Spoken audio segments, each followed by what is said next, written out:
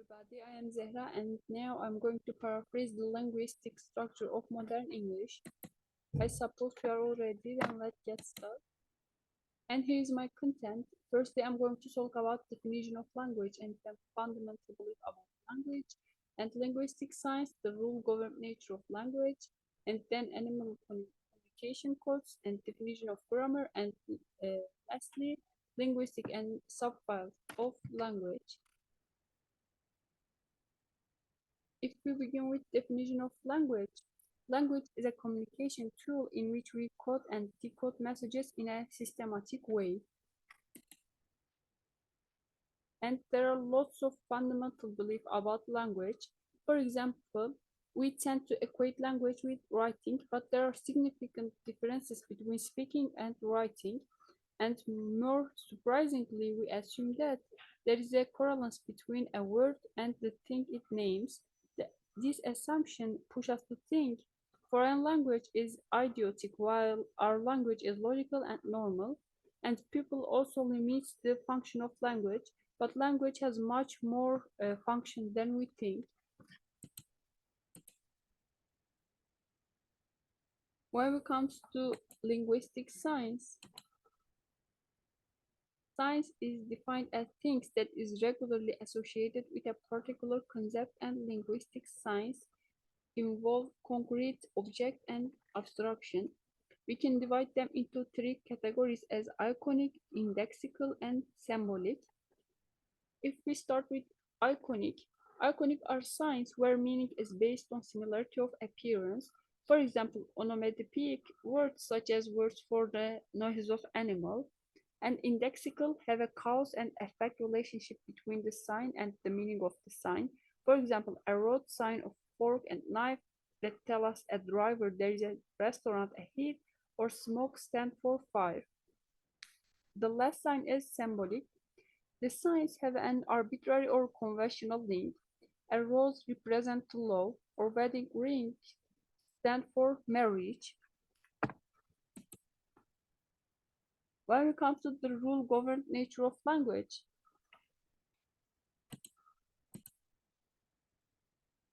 language consists of signs occurring in a system.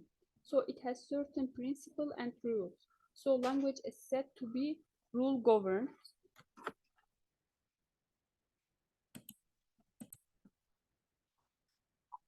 The underlying system of language constitutes grammatical competence, which is the part of native speakers' implicit knowledge. While grammatical competence is perfect, the speaker's actual use of language, called performance, may be quite imperfect and incomplete.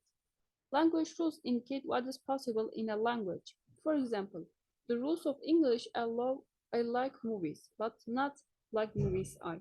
It is ungrammatical and not permitted by the rules of English.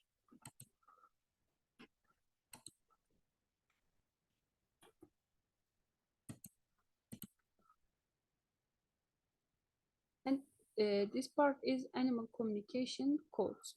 Language distinguishes human beings from animals. While many animals have codes of communication, these differ in significant way from human language. Animal communication codes may also be iconic and natural, but they are not symbolic. They are acquired codes throughout genetic transmission, not learned, whereas human language is both innate and learned. And when it comes to definition of grammar, throughout the centuries, grammarians and linguistics have been trying to formulate the speaker's grammar in a set of rules. Though it is possible to say that they have not yet able to do so entirely for any language. The sense of grammar is defined as descriptive grammar. On the other hand, prescriptive grammar tries to establish and maintain a standard of correctness in any language. And the difference between descriptive and prescriptive grammar is comparable to the difference between constitutive rules, which involves how something works, and regularity rules, which control behavior. If the former are violated, the things cannot work. But if the latter are violated, the things work works, but rudely. And our last part is linguistics and subfields of language.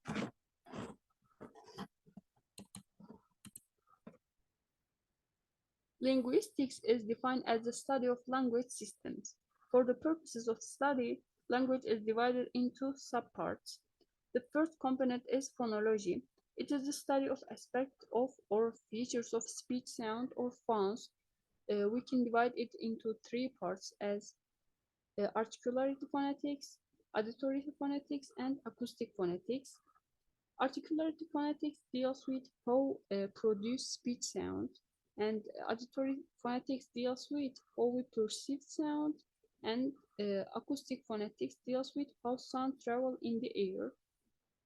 And the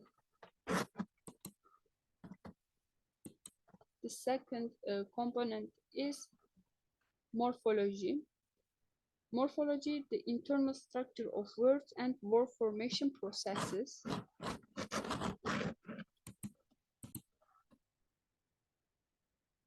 And third component of language is syntax. It is the internal structure of phrases and sentences.